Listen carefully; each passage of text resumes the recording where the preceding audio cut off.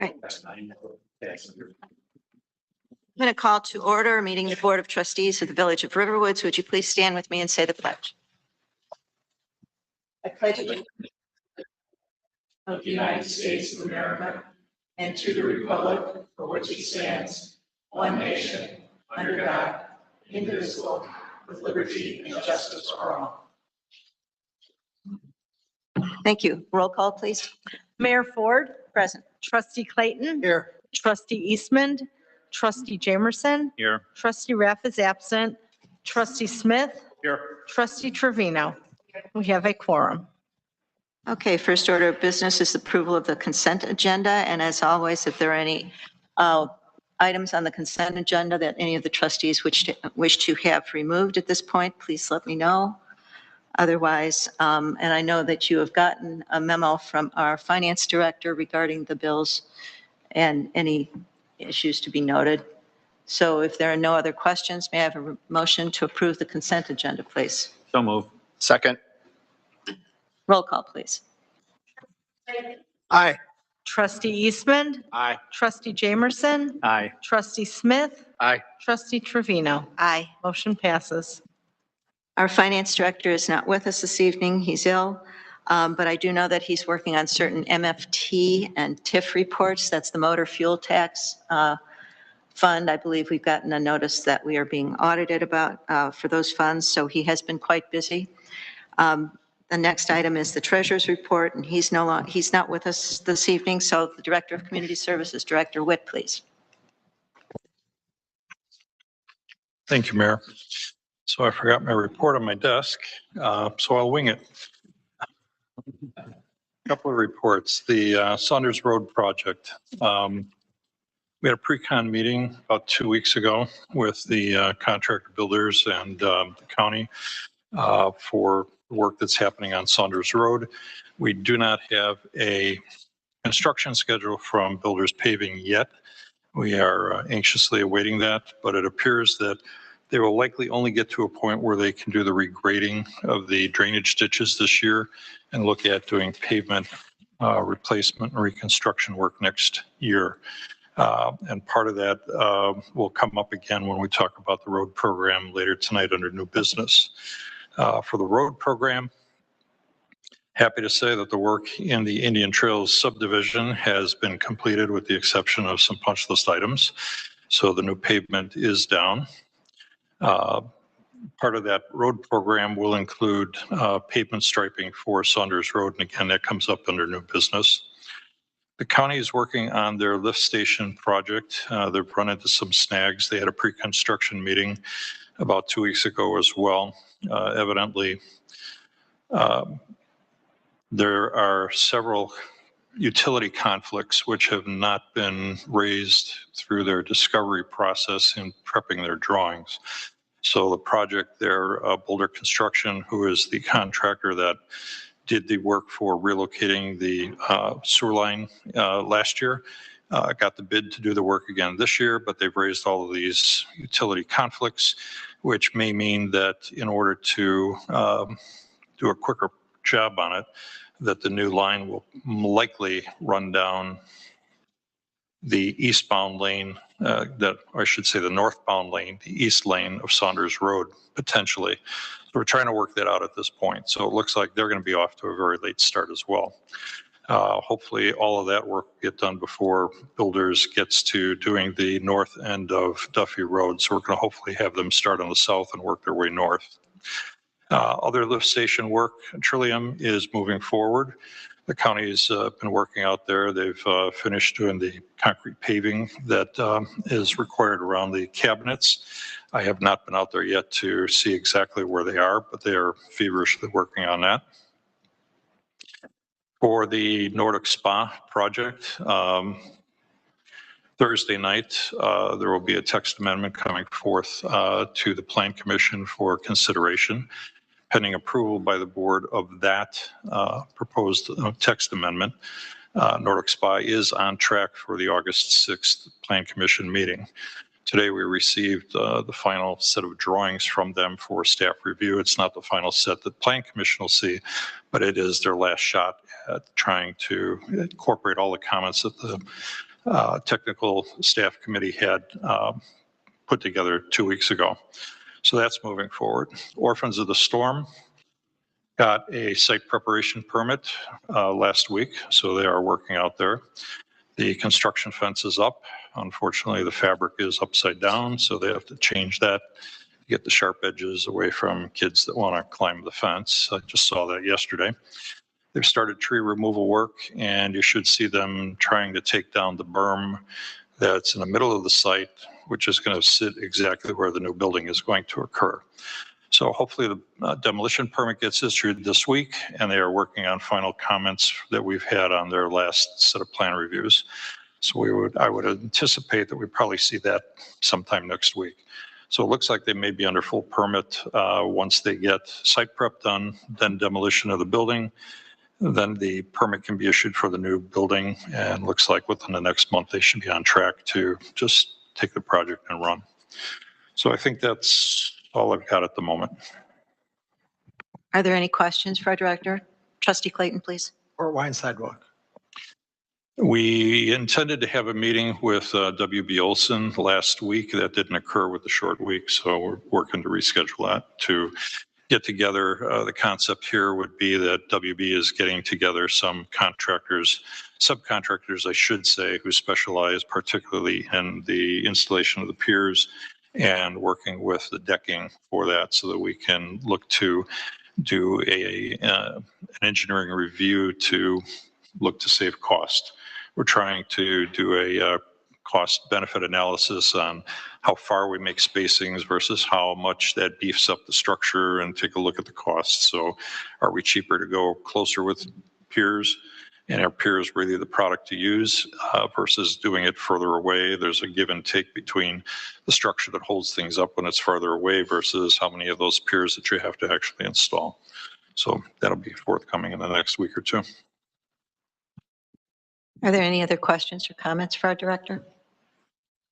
We should note that the groundbreaking ceremony for orphans is this Friday at 10 o'clock. I think you all might have gotten a notice. Chief and I will be there. So just want to put that on your calendar if you choose. Right.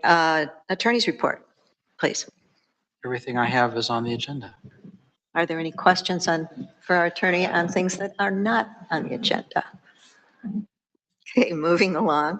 Police report. Chief, please. The police activity is in the packet. 4th of July weekend, I don't have anything significant to report. We went on a few fireworks calls, and that was about it. Nothing was damaged. Nobody was hurt. Are there any questions for our chief?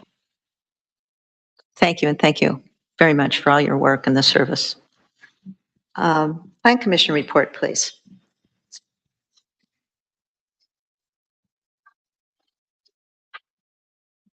Good evening. Following up on Director Witt's comments, the Plan Commission will meet on July the 9th.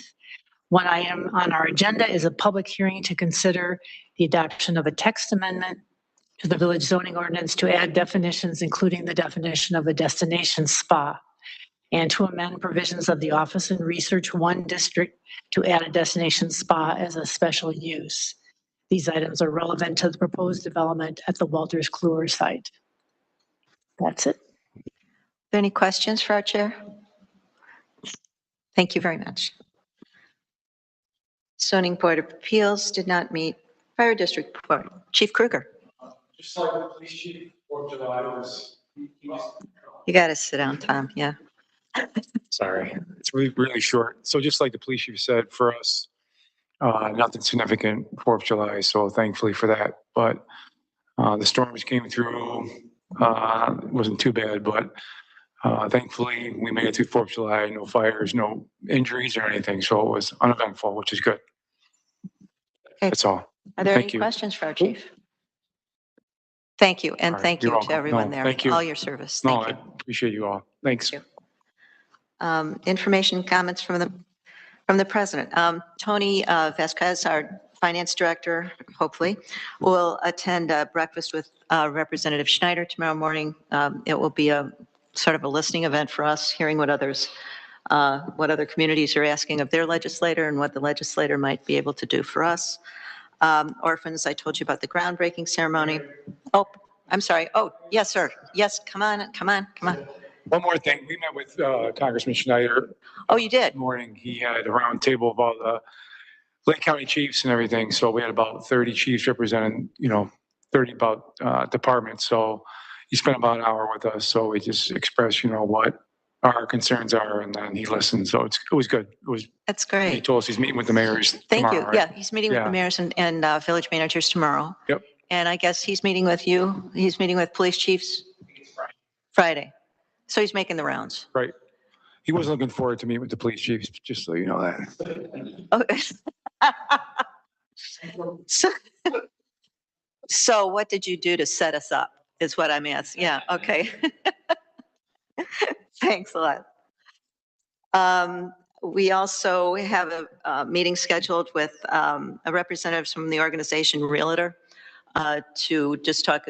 They called us after the fee schedule came out, and not sure how that really affects them, but it's always good to hear what they have to say about the market and about life in general. So we're going to meet with them. And I think we've got a couple of meetings with Quick Trip. We're meeting with the Forest Preserve District, talk about connections and so forth. And we've been meeting with Lake County as well, basically on utility connections. So lots of meetings, lots of discussions going on developments. And that's all I've got, unless you've got questions for me at this point. Happy to report back on all of that, of course. So visitors wishing to address the board on items not on the agenda. Jim, Randy, okay. Two Randys, this is, I yeah. know two Randys, how about Yeah. that? Randy Merrill, RPC. So we had our garage sale. It was great. It was a wonderful day. So I don't know, we had as great a turnout. The year before it rained. And so because we were indoors, everybody came. So it was a little bit lighter, although I will tell you about 50% of the participants, the residents were super happy with the results and ecstatic. And I brought up an idea that I've been thinking about for a winter event, like January, clean your closets and see if residents want to bring out clothing, shoes, men's, women's, children, accessories. And we set up a whole area here, not unlike we did for the garage sale, because we have a bathroom. People can try on clothes. And it's another way to recycle. But hopefully at that event, I might be able to have a pickup, like a Goodwill or some shelter or something like that, that could actually come and pick up bagged items at the end. So it's an idea. Connect you. It's an idea. So thanks. Yeah, I know at one point we had, people could drop off musical instruments, but that's the recycle. That's the recycle Okay. reuse-orama that will come up, I think, in the end of September. End of We September. will have Okay. that. And I also will say, I know we really haven't thought much about the drop-off boxes. Apparently, the Swalco has created a very attractive bin that we can have on our property here to collect shoes and clothing in the interim. Might be an idea if, again, it's somewhat attractive, or let's just say not offensive. Well, It's a thought. They still keep approaching us, and we are one of the few communities that don't have one. there is one at the Deerfield Golf Course. But yeah, I mean, another one, I don't know.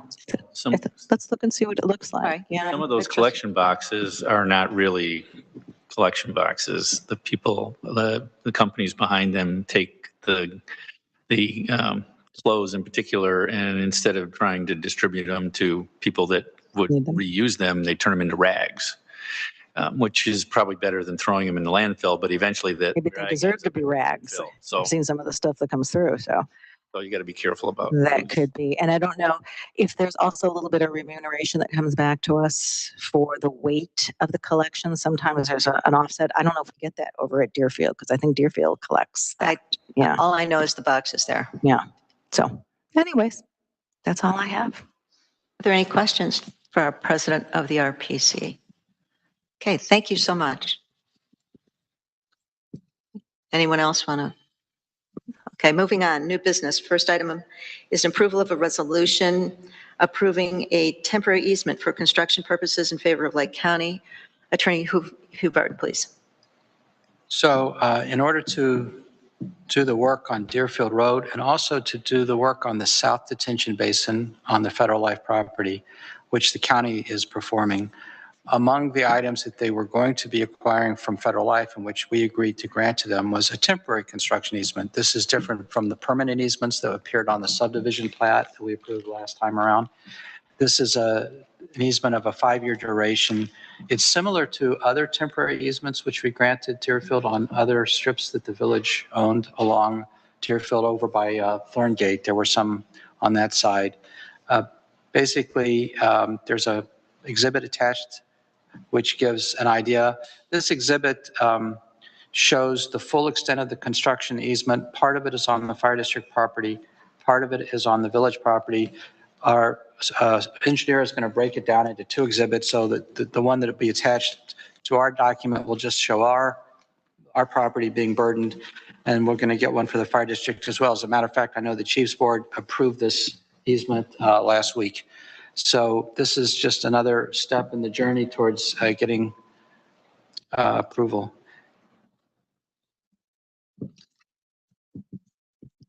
Are there any questions or comments? Discussion? May I have a motion for approval, please? So moved. Is there a second? Second. Last opportunity for questions or clarity? Okay, roll call, please.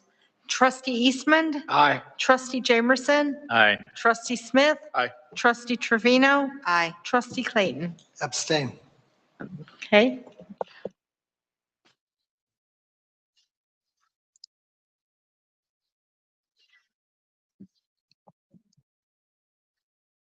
Okay, moving on. Next item of new business, approval of agreement with H.G. Stranger for the repair of the low-pressure sanitary sewer system at Port Wine and Sherry, and a total amount of $20,594. Director Witt, please. Thank you, Mayor. Back on June 17th, we had a leak in the low-pressure sanitary system, which is in the vicinity of Port Wine Road and Sherry Lane. Sewage was released through a manhole into the stormwater drainage ditch. H.T. Stringer investigated the incident and discovered that the bolts at the main air release valve had rusted away, which caused the flanges that connect that to the pipe to separate and leak effluent into the manhole, which then pushed into the drainage ditch. This was noted by a passerby who reported it to, I believe, to the SMC, who then got back to us within a day. Stringer performed an emergency repair on the system. However, we need a permanent solution to that condition. So staff is seeking approval of H.T. Stringer's current invoice in the amount of $1,802, which covered the emergency repair that's already been completed, and their proposal in the amount of $18,792 to perform the permanent fix, which will replace the bad air valve and provide the piping and components to make the permanent repair. The total of those 2 items would be $20,594. May I have a motion for approval, please? So moved. Is there a second, please? Second. Are there any questions or comments? Seeing none, roll call, please. Trustee Jamerson, Aye. Trustee Smith. Aye. Trustee Trevino, Aye. Trustee Clayton. Aye. Trustee Eastman. Motion passes. Thank you. Next item of new business is approval of the purchase and installation of a replacement for the boardroom projector. Chief Dano, please. So the existing boardroom projector, which is over the entrance here, was purchased when the village hall was built in 2017. And you may have noticed on the screen when we have the display up that the image is faded significantly and it's dull and degraded. So we looked into some options through Forte who maintains our audio-visual system. And we were informed that the current system uses a 6,000 lumen lamp-based 3 LCD system. Lamp projectors lose brightness rapidly over time, leading to high maintenance and dull visuals, as we've seen. The new technology that people are using is the 3 LCD laser-based projection. It's a zero light source or filter maintenance zero light source or filter maintenance is required. There's no bulb. It give us 20,000 hours, yielding a lifespan of 18 years under normal village use before brightness decreases by 50%.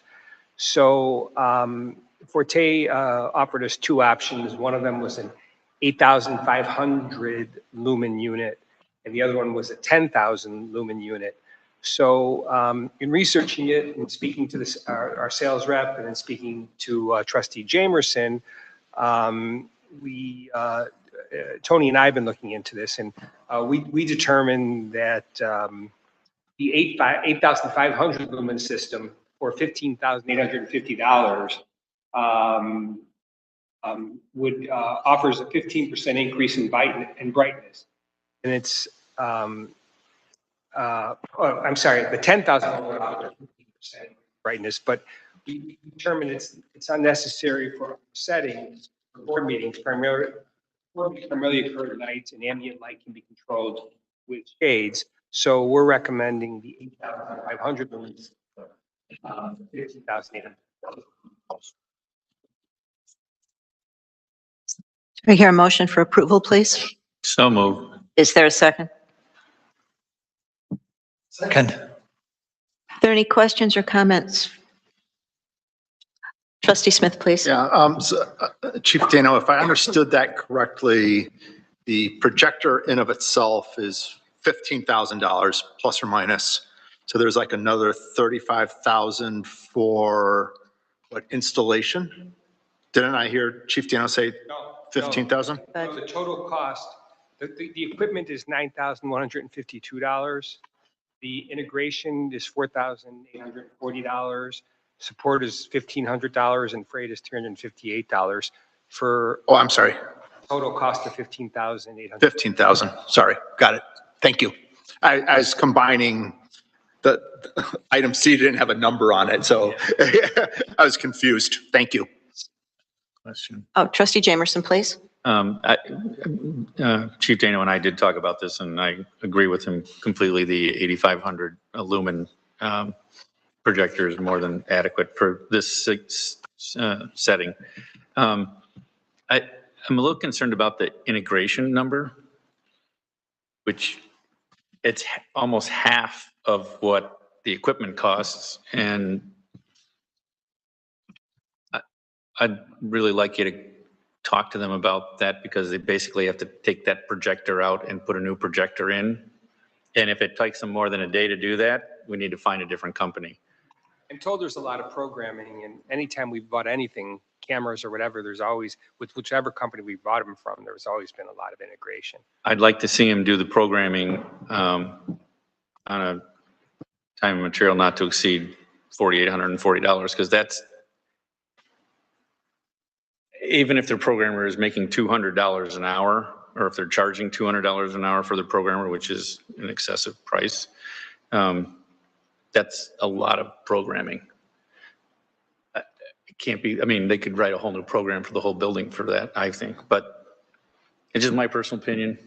They're not one of my favorite companies, as I've made clear in the past, but we're kind of stuck with them, which is fine. But I would like you to ask, I'd like to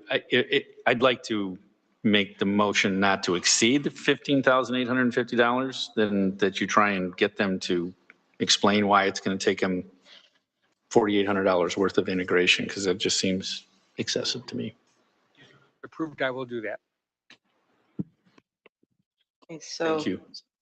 motion to approve with the addition of the words not to exceed Yeah, I mean, $15,850. I'd like to see that integration number come down. Chief, will that do it? Yeah, I think Trustee Smith, you had another I guess question? the question is if our local electrician is not a fan of Forte, or however you say it, why do we use them? Or is there somebody else we should use that may be more efficient, getting back to your Well, cost of there's- programming? I can talk about There's, it. do you, I love it. there's a long history There's a really here. long history. Um, and We don't, it's it's not worth going through, painful. but right now, because of the way that we have a system, and there is a ton of program that's been done at least twice, Yeah, which is expensive to start from scratch. You're almost, with these kind of Yeah. systems, you're almost kind of Locked in. locked in. Yeah. I mean, Okay. we could find somebody else, but it would be much more expensive in the long run. Okay. To maybe save a few bucks down the road. So if we can just try and find out why, Yeah. I think it's going to cost $5,000 to install a $9,000 projector. Got it. Perfect. Thank you. We don't want to open that box again. there, We don't. Even though I don't like these guys. Sorry. everything's got history. Are there any other questions or comments? Okay, ready to vote? Roll call. Trustee Smith? Aye. Trustee Trevino? Aye. Trustee Clayton? Aye. Trustee Eastmond? Aye. Trustee Jamerson? Aye. Motion passes. Sorry. Okay, next item on the agenda is approval of a professional services proposal from 1898, part of Burns and McDonnell, for a water rate study, sewer rate study, and water system expansion workshop in an amount not to exceed $49,800 pending village attorney review. Director Vasquez and his accounting manager conducted a study. I think he's well defined that in the memo that was attached. But what they did was they went out and they researched all the recent water rate studies that had been done in similar communities in the area between 2020 and 2025. There were a variety of them. There were a number that were not on point, what we were looking for. There were only 2 that were on point. I did take a look at the research that they did. They collected whether or not these firms were selected by an RFP process, exactly what the study looked like, what their references were, and the price of those studies. There were 2 that seemed to be on point, and one of which was at the village where Director Vasquez previously served. This fee was neither the lowest fee or the highest fee. It was that they've proposed to us. So Director Witt did do not Director Witt, I'm sorry. Director, but you could have participated if you wanted to. Director Vasquez interviewed the firm and shared what we were looking for. We do need a water rate study. We have talked about this with the board before. We do need a sewer rate study. And again, to determine whether or not our rates are in line, if we are accumulating funds at the right rate, if we have a good maintenance plan and all those other kinds of projected capital expenses that go along with it, and a view toward what expansion might look like. So we're coming before the board this evening to ask for approval of this proposal. So is there a motion for approval, please? So moved. Is there a second? Second. If Trustee Clayton, I think we've talked at length about this at the Finance Committee. If you'd like to add something, that would be wonderful. I would just add exactly what you said, that there was a lot of research done on which firms should be involved, what the output of the study should be, and we had a fair amount of discussion with regard to how water and water rate issues are different than sewer and sewer rate issues. And so they really needed to be looked at separately. And in my opinion, in looking at the proposal, it's worthy of the village's expenditure. Trustee Jamerson, please. So Was this an RFQ or an RFP or Neither. neither? It's professional services contract, so We didn't really go we out. didn't for- really need to go out to bid. Okay. The two studies that seem to be most on point, they did go out for RFPs. And so there's kind of a, reliance on, those two were Lake County Public Works and the City of Winnetka. And this is the firm that Director Vasquez has worked with in the past? That's true. Okay. Okay. Trustee Eastman, did I see that? Did you have a question? Okay. Trustee Smith? Thank you. I guess my only question is, so the study would be funded by either the water fund or the sewer fund. Is that accurate? Yes. Thank you. Yeah.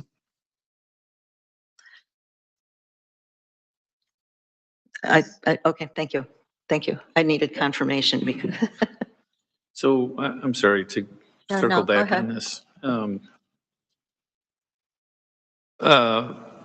Because it's a professional services contract, it's not something that we would normally put an RFP out for, an RFQ. I'm just, I wasn't involved in the process, so I'm just curious as to why we didn't really solicit formally any companies besides this one. Because it's $50,000, give or take. It's almost $50,000, and it just seems like a lot of money to just hand over to somebody, even though they've done, other places have done RFQs and picked them. Did I miss something in the translation? I'm sorry. No. Okay. I think, well, I think that's that, trying to talk to firms that don't sort of pull off an off-the-shelf type of rate study was one of the objectives. Okay. And in meeting with them, one of the things we had to explain was some of the peculiarities of the village water system, the special service areas, the fact that people aren't required to connect. Because they do a rate study, they don't have that in most other communities. So I think one of the challenges, you can do, an RFP doesn't really help you because then you're evaluating people on price. You're saying, okay, here, everyone looks qualified on paper, what's the price? And you're looking for the output, I think, is what Trustee Clayton said. So with the request for qualifications, you're trying to establish who's qualified. And then normally, once you establish who's qualified, you go to them and say, what is your price? And you basically kind of work with them because you've determined they're qualified. Well, Director Vasquez had a way of going about finding who he thought was qualified, especially based on his previous experience. And the nature of the proposal they gave us, we made them modify several times because we wanted them to take into account specific attributes of the village's water system so that they're both providing a rate analysis with no mandatory connection and a rate analysis as if everyone connects, because those give different results. So by the time you go through all that explanation and you've talked to them, you have a good sense that they're understanding of what you're looking for and they're qualified. And then as a check, you say, okay, what are people paying for this service elsewhere? And as long as you feel like you're not out of the range of what people are paying for these, you feel like you're going to get the output that you want. I think that was the theory of it. Trustee Smith? Yeah, just one more element. It's regarding the potential system expansion element. Could somebody describe to me briefly what that would be? Building out the skeleton of the water system. Going down. To areas going that down- are not currently served by municipal water? Yeah, Even though going that down, was going up Riverwoods Road, for Yeah, example. but my understanding is that was kind of rejected, so to speak, by those neighborhoods. So why would we spend money to do it now, is my question. Well, we're getting some very interesting inquiries lately. One of your neighbors asked how much it would cost to run a pipe to his house, for Yeah, example. I believe you. Yeah. That's No, you that's can- not the point. And so we're getting those kinds of inquiries about, how about water? Mhm. And, concern for the future. Sure. No water, no fire hydrant. But if there were to be something that, God forbid, anything happened to the aquifer, or it became impossible to sink a well, you can't live in the house. No water, no house. I understand. So occupancy rather. I'm sorry, Trustee Jamerson, do you want to add something to that, please? Yeah, I do.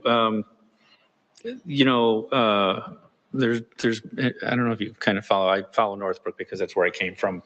My family grew up there, so I kind of follow what's going on there as well. There's a huge issue going on. Well, it's actually gone past being an issue.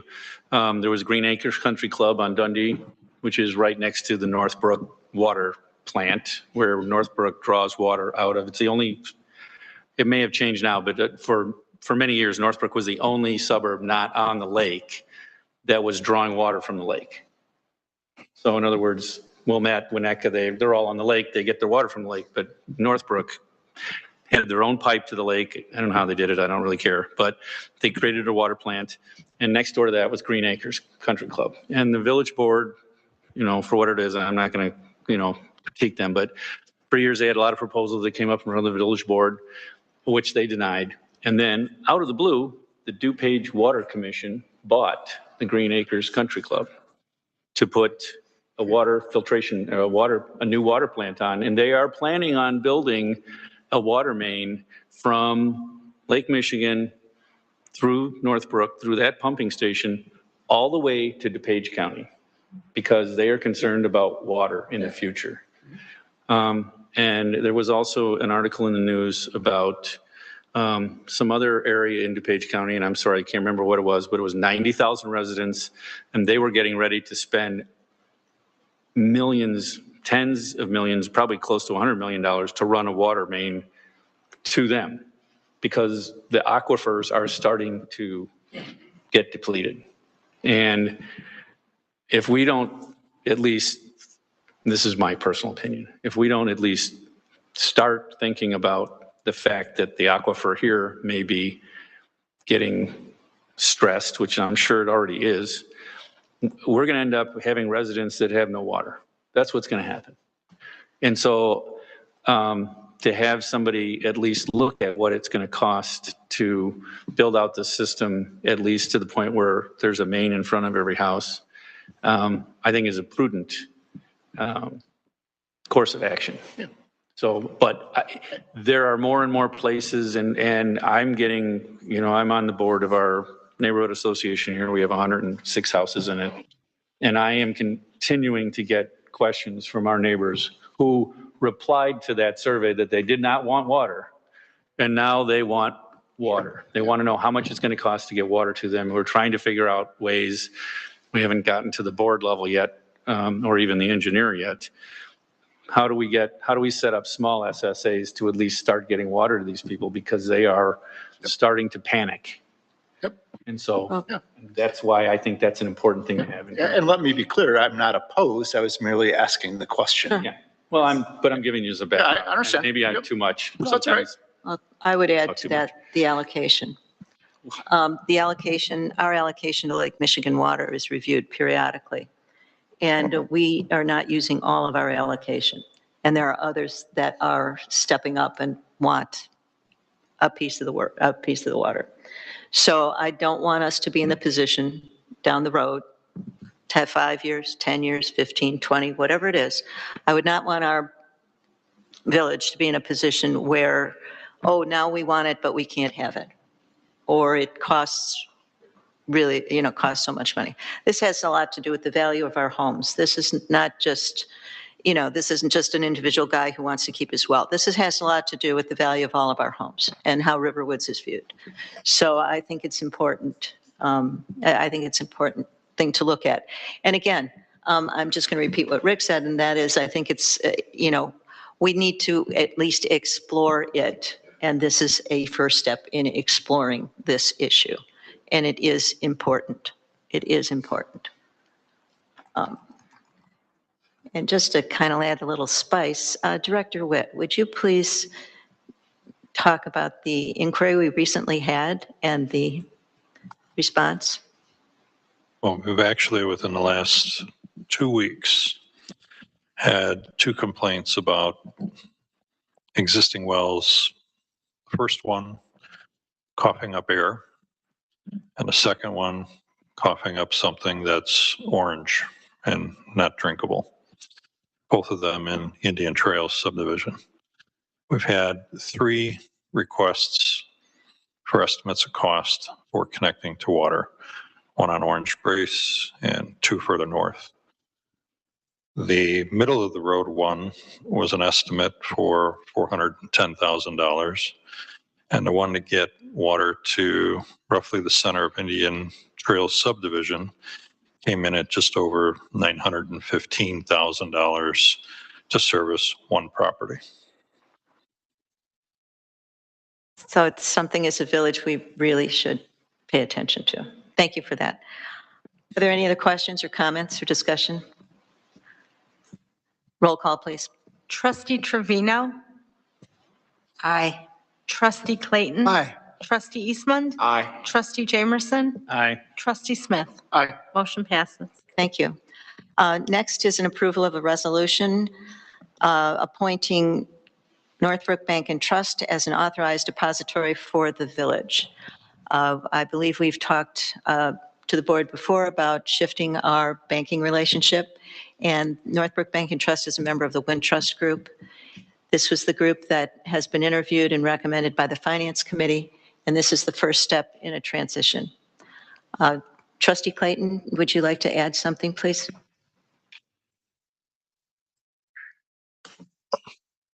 I think that we've had some issues with our banking relationships for some time.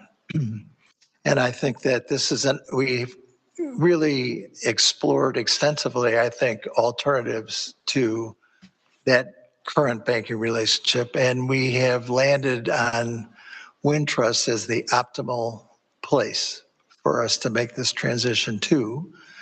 And in fact, we are beginning to move in that direction now that the audit is done, and then we were waiting until the audit was done before we were taking some actual steps. This is one of the steps in the process. And I think it's really important that we positively consider this, because some of the issues with regard to the relationship between our banking situation, some of the amenities that we would like to have with our banking situation, and how it integrates with our investment management is really key. And we've explored that at some length, and I think this will work. And I think we have a good, solid transition plan. So I'd like to advocate in favor of the proposal. Thank you. Is there a motion for approval? So moved. Second. Is there any further discussion? Roll call. Trustee Clayton. Aye. Trustee Eastman. Aye. Trustee Jamerson. Aye. Trustee Smith. Aye. Trustee Trevino. Aye. Motion passes. Okay, next item of new business, approval of a change order for the road program for work on Saunders Road in the amount of $36,289. Director Witt, please. Thank you, Mayor. So as you may know, the pavement lane markings on Saunders Road are practically non-existent anymore over the years with the snowplow scraping, as well as the deterioration of the edge of pavement. With the prior uncertainty of how the IDOT builders paving relationship / lawsuit was going to play out, we added striping of the pavement to the village road program, which we feel is necessary to improve driver safety. I know the police department has received a lot of complaints with regard to people not being able to determine what the center line of that road is. And as the program for the village road program for the year is winding down, Gewalt Hamilton has been working to confirm what the final actual material quantities for the road program were. While doing that, they discovered an error in their bid specs. One of the numbers was off by a decimal place. Well, not really a decimal, but a comma place. So the amount of pavement striping that was supposed to occur, which was supposed to go from Riverwoods all the way up to Saunders Road, is less than a quarter of what it should be. based on the contractor's unit pricing that was awarded as part of their contract, it would take an additional amount of $36,289 just to get a double yellow stripe down the center of the road. And we would, at this point, forego anything on the edges. It's the center that's really the critical mass. There's just too many spaces at this point in time where the edge of the pavement is non-existent, at the dimension that it should be in order to put the side striping on.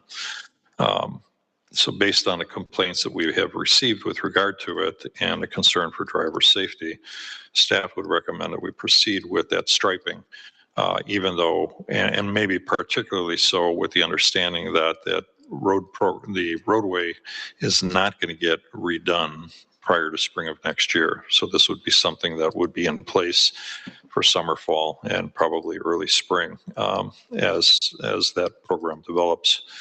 So staff is recommending to proceed with a change order, if you would so approve, to the alternate bid number 1, which was the bid to award to Brothers Paving the ability to stripe the street. But this would be only for a double yellow center line stripe down the center of Saunders Road from Duffy Lane to Riverwoods Road in the amount of $36,289. Trustee Clayton, please. Knowing absolutely nothing about this at all, just on its face, $37,000 to paint 2 yellow lines down the street seems like a lot of money. Could you, what's involved in all of They're this? using a 4-inch roller. Unfortunately, the issue at hand is, in trying to be expeditious in getting this work done, considering that Brothers was on target to do the work to start with. They did have in the program an amount of money to do that paving. However, in order to, I would assume that we could reduce this amount of money, but this number is established on unit prices which were built into their proposal. So with the understanding that those unit prices were probably for a lot lesser quantity, those numbers are actually probably higher than what could be bid out. So we could take this and take it out for a general bid, but we might take another 2-3 weeks in order to get that. So the question is really, do we take that time and go out for potentially lower bids, or do we award this to them and get a minuscule credit to the contract, which could ultimately offset some things, but I don't think it's going to offset it to a point where it's going to be substantially less than $30,000 or $25,000 to do the work. That's the trade-off at this point. We delay it to hopefully get a better bid, take that risk, or we do it now and get it in place and improve safety. I have a question. Do you have a concern that they'll deploy the forces to get it done quickly if we approve the change order? Because my belief is that they will do this close to immediately. Trustee Jamerson, please. So the way I'm reading this, there was an error in the original bid documents. Correct. By our engineer. Correct. I think that we should file an errors and omission claim with them. They have insurance. This is a huge number that should have been caught by their people. And their insurance company should be paying for the $36,000. I think we should approve it, but I think we should talk to them about errors and omission. Every engineering firm has it, because this is an obvious, they know that street is not 1,400 linear feet. And they should have caught that. The question, I think, is that the error is triggered, the liability for it is triggered if the error is the cause of the increased payment. If they had done the correct number, the payment of the Brothers contract would still pay this amount, wouldn't we? No, because there's a to Trustee Clayton's point, there is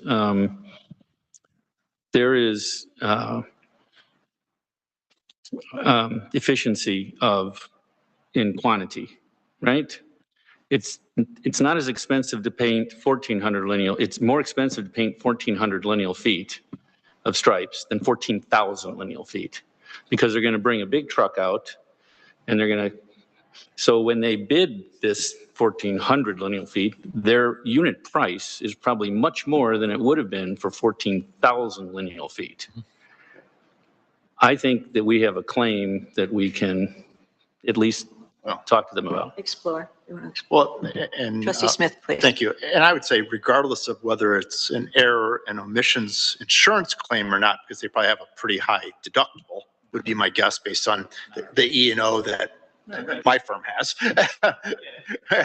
But I do think that there's a overall concern with how bid specs were written for 1,400 linear feet versus 14,000. And whether Gaywald Hamilton wants to file an E&O claim or they just want to do something to make it right, that's up to them. But I think we should be pushing for some remuneration to offset. Maybe not fully, I'm not saying free, but something. And to your point, Trustee Jamerson and Trustee Clayton, I agree 1,000% with the cost per foot changes, I would think, changes dramatically because that's the way volume discounts work. It changes dramatically between 1,400 and 14,000. And I find it concerning that the engineering firm missed that by 90%. Oh, they missed a zero. Yeah, that's what I'm saying. I find that really concerning. Zero. My opinion. It's interesting. Okay. What you suggested is that we could pass this with the understanding that we would explore the E&O Yeah, or at least talk to claim them about. or just the something. cost per foot. Yeah. Is it the board's direction to then solely work with GHA on this issue or go out and seek better pricing for this? Because I don't know which direction this would go better. And I'm not trying to sway you one way or the other. I'm looking for clarity is all I'm looking for. May I comment? Absolutely. Trustee My Jamerson. opinion is that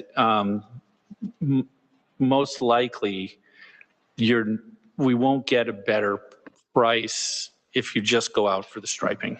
That's my opinion. These guys had all this work that was combined and this was a piece of it. And while they probably had a higher cost per lineal foot than if they would have had the right number, I think if you approach a company now and say, how much are you going to charge a stripe? How long is it? 2 miles of pavement? It's a long way, right? Double stripe. I forget what the actual number is. It's a long way. It's a bit. I don't think, to your point that you said earlier, Director Witt, I don't think we would save a whole lot of money, and I think it would delay the striping of the street. So I don't think it's worth going out. My opinion is I don't think it's worth going out for additional bids, but I do think we need to look at going back to the engineer for some kind of. Yeah, so In the meantime, you would suggest that we would pass this resolution. Yeah, there's a Okay. motion and a second on the floor. Okay. And I would say Yeah. we should, I mean, I would vote, I'm going to vote for it. So the Okay. motion. yeah, so But number one option is the cost per foot. Yeah, Explore that. And think- number two is an, kind of thing. Yeah, I think that this is a definite error. yeah, Okay. and Oh, again, Chris, there's a motion, isn't there? I don't think it's I don't think it's necessarily an E&O. I think it's just going back to the engineer for them to do something to make this more right than what it is now.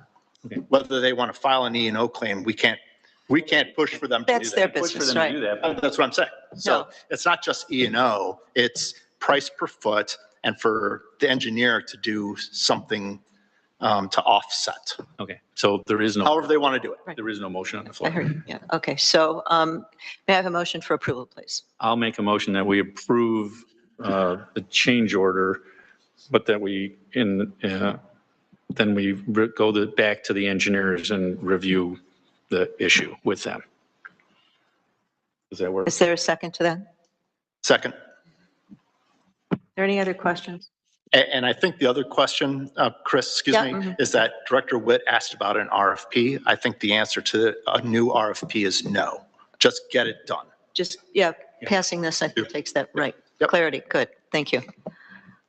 Anything else? Roll call. Eastman. Aye. Trustee Jamerson. Aye. Trustee Smith. Trustee Trevino. Aye. Trustee Clayton. Aye. Motion passes. Okay, last item of new business is approval of a proposal from Stuckey Construction for emergency repair to the village water reservoir in an amount not to exceed $20,000. Director Witt, please. Okay, thank you, Mayor.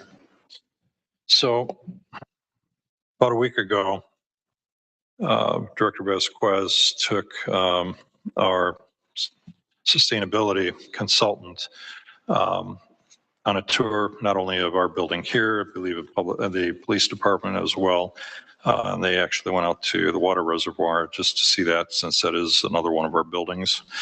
During the tour, the consultant had noted that the hatch to the water containment structure, i.e. the tank, did not have a locking mechanism. The handle on the hatch was broken, and at that point, the hatch could not be opened. Additionally, over time, the entry door and frame have both deteriorated, which have made in the past entry into that building difficult at times. I do know at one point in time, it took a screwdriver to actually pry the door open at one point. So we're recommending that each of those items, the door, the frame, and the hatch itself, get replaced and replaced with new material, including hardware and locking mechanisms. As part of the review by the sustainability consultant, it was also noted that although both of those points of entry into the reservoir are alarmed, that alarm goes directly to GHA, who has 24/7 response time. However, their response time to an incident might be, according to GHA, up to a half hour, maybe longer. Not as part of this particular request, staff is looking to secure quotes for the installation of alarm system to monitor the facility, which would then go to be monitored by some central station that could report to dispatch and get a quicker response by the police department in the event there's an unauthorized entry. I just bring that up as a second half of what we're going to be talking about tonight. So we secured quotes through Stuckey Construction, who have done some work here within the Village Hall in the past. And we're seeking a contract with them for not to exceed amount of $20,000 to install a new entry door frame, hatch, and associated hardware at the reservoir facility to provide a higher level of security that we need for this important piece of infrastructure. I have a motion for approval, please. So moved. Is there a second, please? Second. Are there any questions, comments? I just have a quick. Oh, Quick yeah. question. Trustee Smith? Thank you. Thank you, Director Witt. On the Stuckey Construction Company, the replace access hatch to reservoir, it says replace man door to reservoir. Is that? There's two. That's essentially the hatch. There's So a it is a man door. I didn't know if it was a main door. I just wanted to make sure it was accurate. there's two things. There's the hatch itself, which is essentially a tube which goes from the top of the concrete structure through the landscaping and then it has an opening. Then there's the man door at the front entryway between the two retaining walls. That man door is the 3x7 door and frame that need to be replaced. Trustee Jamerson? I think the confusion is that both of them say regarding replace access hatch to reservoir. One says the hatch and then the second one says the door. So, okay. The question I had was, we don't handle any chemicals in there, right? Because all the treatment is done in Northbrook. I'm just curious about the doors. It's rusted because it's from when they put the reservoir in, right? That I believe is the original door. So Okay. it's very aged and it's got a lot of rust to it. It's in a situation where you get a lot of water that runs down off the landscaping up above, comes Comes up down right off the front there. is Yeah. on there. I think it's that the man door in itself, in my opinion, it needs to be replaced. It's just due to a lack of regular maintenance to it. I'm surprised there. Okay, thank you. I'm going to commend our sustainability consultant, Sylvia Kozlowska, because, again, we were showing her the assets of the village, and she was tasked with looking over those things. Sylvia is also an engineer, and I found it personally deeply disturbing that our water reservoir that provides drinking water had a hatch that was not working or could be made to work by somebody who wasn't. Supposed to make it work? Yeah, that there were, it seemed to be a public area on top of the reservoir where people were playing catch. There are a lot of things about this that I found disturbing. No alarm system. The whole thing just was deeply disturbing, and I'm personally grateful because that's our reservoir and I have municipal water, and I would not like to see somebody break into that or disturb that reservoir in any way. So I really am delighted that we have her on board. So that's my 2 cents, and I would appreciate support for this motion. I don't know if I'm supposed to say that or not, but I just did, so it's really too late. too Which is bad. another reason why the chief didn't want the first auditor to make it to my office. So at any rate, if there are any other questions or comments?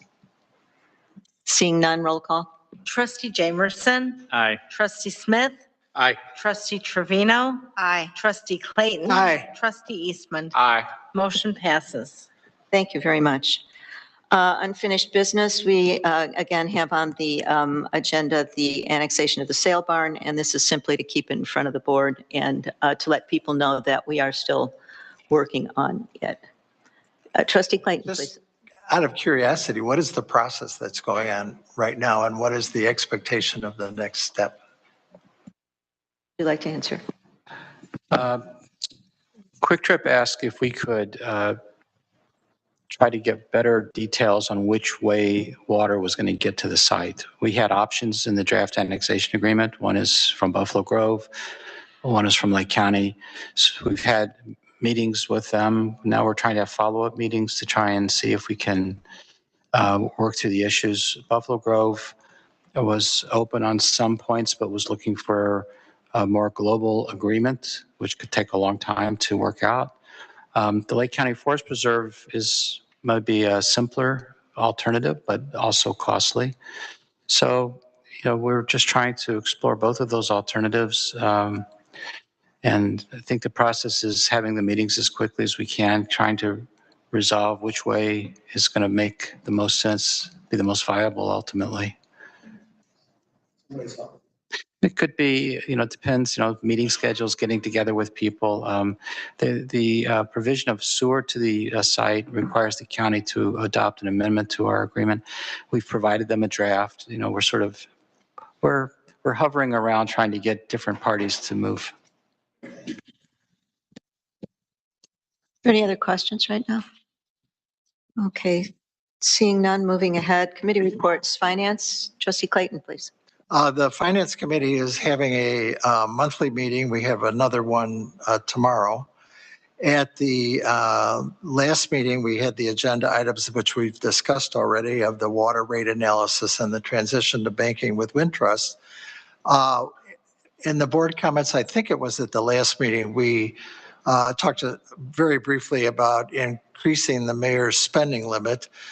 We've kind of landed on increasing the spending limit to $15,000, but also adding language that allows spending in an emergency situation. We've had a couple instances in the recent past where we had to hurry up and try to approve something because it was an emergency. So there's a resolution that's required.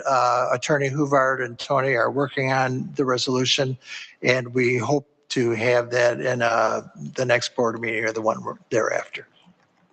That's it. Are there any questions for our trustee? Okay, seeing none, legal and legislation. Trustee Eastman, please. So I just have one thing I want to discuss. I'd like to commend Director Witten, our village engineer, for finally getting or prevailing on the county to patch the potholes on Lake Cook. At least going eastbound, they appear to be temporarily patched. Westbound, I think they didn't either do as much or they didn't have to do as much. So I think that's not quite as well done as eastbound, but there's forward progress. But I guess the one thing I would raise, and I know the mayor and Bruce and I have discussed in the past, is where does this leave us with a longer term solution with the county, right? Because if you look at that condition of that road, I mean, how many more winters can we keep going through that cycle in a longer stretch, including Riverwoods? And if you look over by Northbrook Mall, I think there needs to be some sort of, or at least in my opinion, a coordinated approach by impacted villages, probably Deerfield, Northbrook, to approach the county and say, okay, jointly, what is a longer term solution for this? Because the temporary patching at some point isn't going to work, but these things, as we learned from, Saunders Road, can take many years. So I volunteer to work on that with whoever needs be. It'll be an interesting project, but I think that's something that we really do need to give some serious thought to how we approach. Volunteer. I like that. Thank you. And That's I wrote it. it down too. Yeah, good. Trustee Jamerson, please. I just want to clarify that Lake Cook Road is under Cook County's jurisdiction, correct? Yes, Okay. So, which provides the challenge. good luck. Yeah. Yeah. Yeah, good luck with that. Well, we've managed to do business with the North Suburban Mosquito Abatement District, so, Right. But that is sort of the model approach that made me think of what might be effective for something that's, involves many municipalities. So it took us a while, but we got there. Are there any questions for our trustee? Okay, moving forward, building and infrastructure. Trustee Jamerson, please. The building report's in the packet. We're way ahead of where we've been in permit and construction value. But that's due mainly to one commercial tenant who evidently is not planning on leaving, which is good news. So that's all I have for that. And I just want to mention that is this just for me? Yep. Okay. The mayor and I, you were there. Yeah, the mayor and I and I can't think. Sustainability consultant, I know. But that's named Sylvia. Yes. Right, Sylvia. Sylvia. That's fine. Met virtually with our rep, the village's rep from ComEd, to go over their annual municipal franchise report, which they do every year. We don't always do it with them every year, but they prepare one every year. And they go through things like how reliable our power has been and tons of statistics that they keep track of. Now that they have the smart meters, they can tell exactly who has power and who doesn't and for how long they don't have power. And to boil it all down, the bottom line is that our power in the last year has been 99.9% reliable in the village of Riverwoods. Now, I know it didn't seem like that a couple of weeks ago when power lines were down all over the place. But given the number of people in the village and how long they lost electricity for, it was, the power is very reliable and they did go through what they did in upgrades and whatnot. So they are continuing to maintain the infrastructure, at least around here. So that's good news. And that report was shared with the sustainability consultant for her, as her data sheet, that was phase one that Yeah. she'll be talking about. Yeah. Yeah. So Are there any questions for our trustee? Okay, moving forward, trustee Raff is not with us this evening. Sustainability and community services, trustee Smith, please. Sure. So I don't want to be left out, so I'll speak about HR Green and Sylvia as well.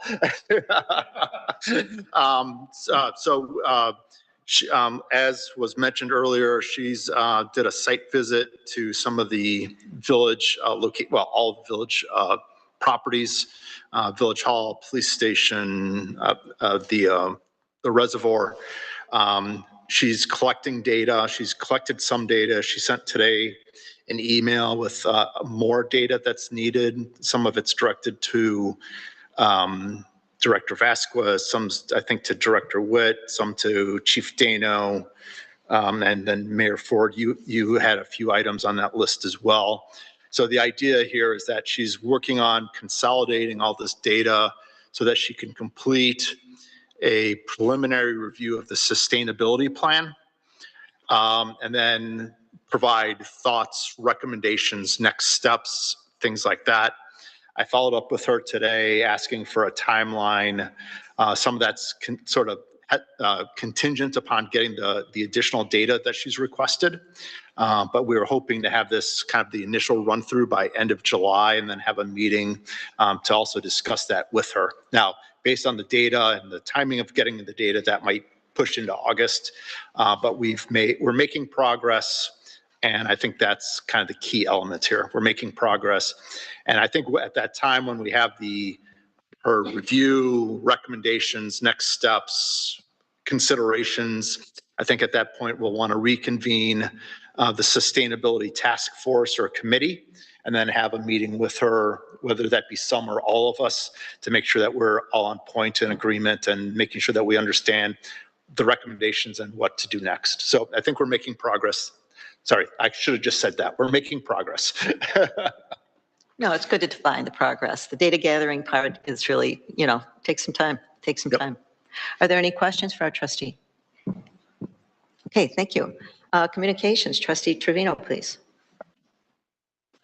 I have an update on the community survey. We are between 40 and 50% of the way completed in writing the questions for the survey, the draft questions. We have selected an online platform to be able to conduct the research. Similar to what we did in 2015, we'll have a 2-week window for people to fill out the survey. And I need to set up time with the communications team to talk about the awareness campaign. So getting people so they know it's coming and the timing, et cetera. That's it. If I might add, the CMAP data that we just received, very interesting. That's the Chicago Metropolitan Area Planning Group, and takes a look at just generally demographics and statistics on the village. A couple of the things that stood out to me was the increase in the median age from 48 to 50. From 2020 to, no, 20, whatever, over the last survey period. The other thing that is a little troublesome to me is our population. It's gone from 3,700 to 4,000. And 5,000 is that magic number where we start hitting pension issues. So that's communities over 5,000 must be part of what is referred to as the downstate pension fund. And so if we go there, there is a liability issue. There are ongoing increased pension costs, and that largely affects our police department. So that 5,000 number is kind of a little magic number that sticks out in my brain because it's serious money. Trustee Clayton. Just a reminder that the CMAP data was the source of a lot of information regarding Deerfield Road that was inaccurate. And it forecast population increases and other matters that were just totally not in concert with the actual physical limitations of the village and so on. And so I'm wondering where 300 people came from. And my guess is families. Maybe that. Just saying. I guess all I wanted to say is that CMAP data for our community is only directional, and we should treat it as such. To be noted. Good. Thank you for that, though. Thank you. Is there any other questions for our trustee? Okay. Board comments. Trustee Clayton, I'm trying to take Rick's place. did you hear that? Yes. I know we've had a lot to do, and at this point, though, I really am interested and excited about the notion of trying to explore the strategic priorities for the village in concert with the finance workshop and so on. And if we don't get a date established pretty soon and a mechanism and so on and so forth, we're going to have a heck of a time scheduling a retreat for the board. So I would just encourage us to try to at least get a foundation in place now so that we have a time and a place. Resuming it. Great. I think that's a great idea. Or it's something we should do. It's not just an idea. I think we were talking about October. So maybe what I should do is just send out a little poll and see about October. And if we can do that, I don't know if daytime is good for everybody, but weekdays versus weekends, mornings versus afternoons, evenings, maybe just get a little sense of. The best we're going to do is Independence Grove, all right? How are they, how soon are they building the spa? That doesn't fit with your timeline. It does not fit with your timeline. Something wrong with Independence Grove? You left? No. Okay, yeah, okay. Okay. No, I will, I've written it down. It's on my list. Well, you're absolutely right. We should do that. Planning purposes. Thank you for that. Any other comments or questions? Okay, having no business to go, no further business, no reason to go into executive session. Our next date and time is July 21. Do I have a motion for adjournment, please? So moved. Second. All in favor? Aye. Thank you, bye.